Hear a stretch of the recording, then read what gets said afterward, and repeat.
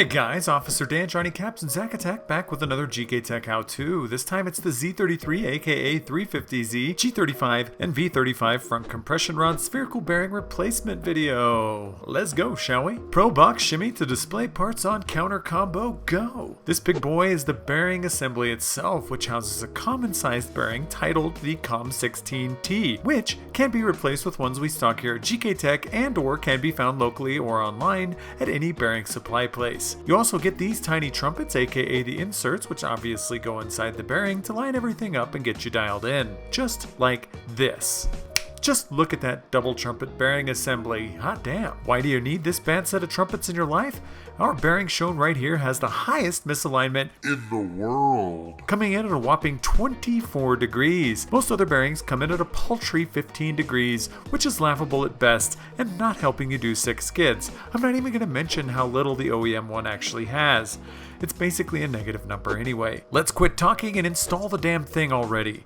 Start by removing the front brace bolts from all over the bottom of the car as seen here. Seriously, these things are all over on both sides of the car.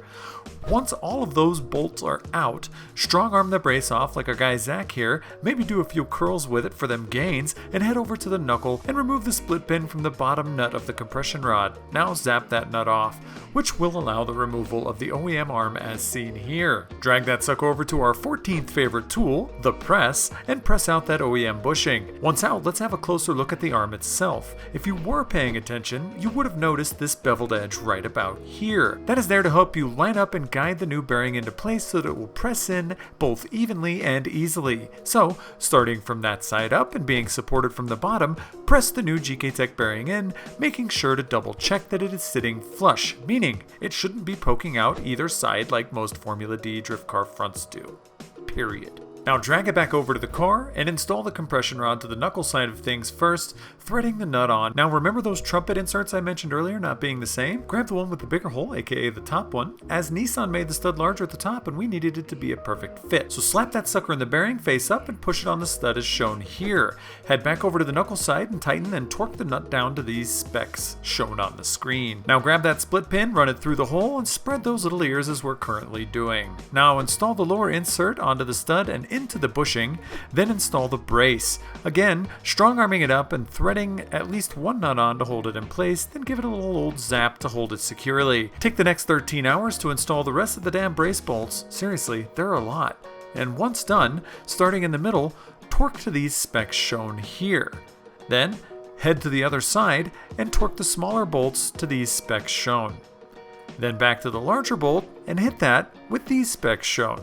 Then back to the other larger bolt on the other side and hit it with these same specs.